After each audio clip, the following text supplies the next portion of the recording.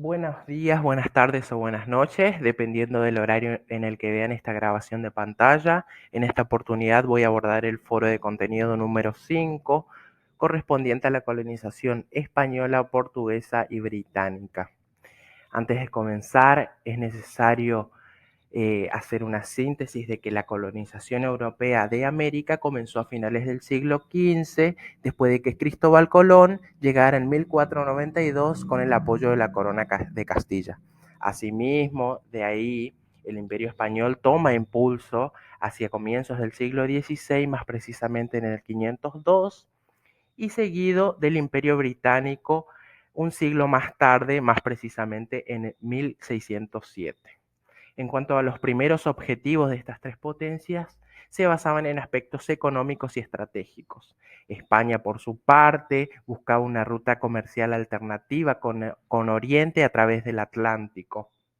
Portugal, eh, mediante la merma de las ganancias con el Oriente, incrementaron sus recursos económicos a través de la corteza del palo Brasil, que era utilizado para teñir textiles en Europa, y de forma estratégica Portugal también era combatir la defensa de sus territorios contra franceses y holandeses.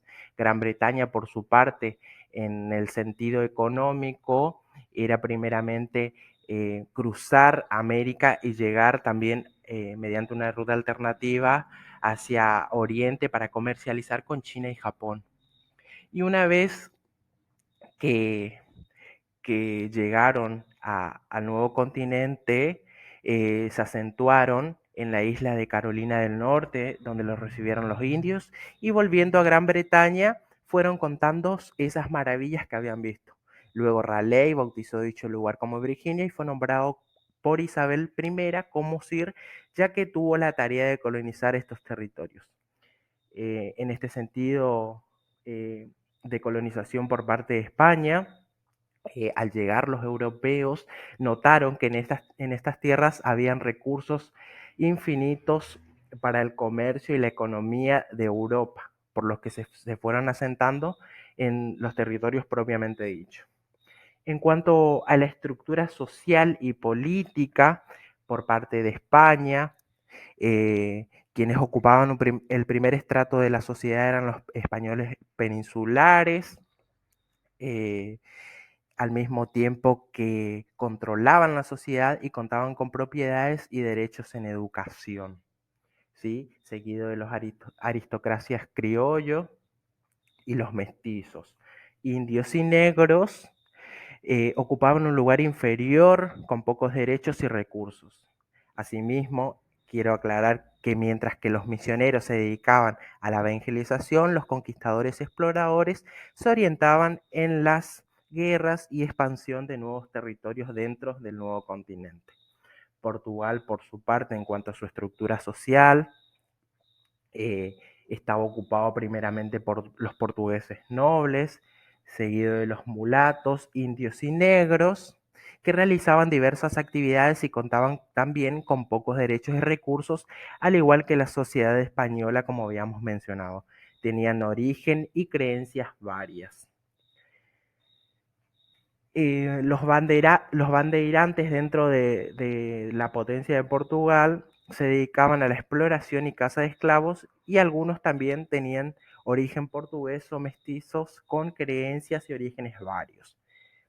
En cuanto a la estructura social británica, sí estaba conformada primeramente por las familias inglesas. En este sentido no existía algún tipo de mestizaje, ya que no era propio a su visión. Al mismo tiempo estaba ocupada, los mandos estaban ocupados por terratenientes y comerciantes de recursos económicos factibles. Los campesinos y siervos trabajaban en áreas diversas, ¿sí? Contando también con muy pocos derechos. Los esclavos, por su parte, no contaban con la misma suerte, ya que eran propiedad de estas familias blancas inglesas y no contaban con libertad alguna. En cuanto a la estructura dentro de estas tres potencias, primero España estaba liderado por el rey que gobernaba las colonias y dividía los territorios en virreinatos y capitanías. Portugal, por su parte, dividió parte de Brasil en 15 capitanías en 1532 y como habíamos hablado anterior de los portugueses nobles, eran ellos quienes se encargaban de la administración de estas capitanías, pero hacia 1549 el rey de Portugal designó a un gobernador general o un capitán mayor. Y en cuanto a Gran Bretaña, fue Jamestown la base del asentamiento de dicha colonia en América del Norte y al mismo tiempo fue subdividida en 13 capitanías, en donde se contaban con un gobernador general quien en conjunto con el Consejo impartía leyes y se les permitía también al pueblo participar en asambleas legislativas. En cuanto a la estructura, ahora seguimos acá, perdón. En cuanto a la estructura económica de estas tres potencias, España por su parte se regía por una economía minera, ¿sí? Agricultura y ganadería vinculadas a la metrópolis. España aprovechaba estos recursos para el comercio, extrayendo de las colonias materias primas y manufacturarlas en España. Para dicho proceso económico se utilizaba mano de obra indígena. En cuanto a Portugal, como habíamos dicho anteriormente, el primer factor económico ha sido la utilización de la tinta de la corteza del palo Brasil para la teñida de textiles, pero más adelante se realizó la producción azucarera, que eran traídas desde las Islas Madeiras y plantadas en el norte de Brasil, más precisamente en sectores cercanos a los puertos para abarcar sus costes en transportes hacia España. En este sentido, hacia 1530, Portugal implementó la mano de obra negrera, quienes eran traídos en los barcos negreros propiamente dicho desde África.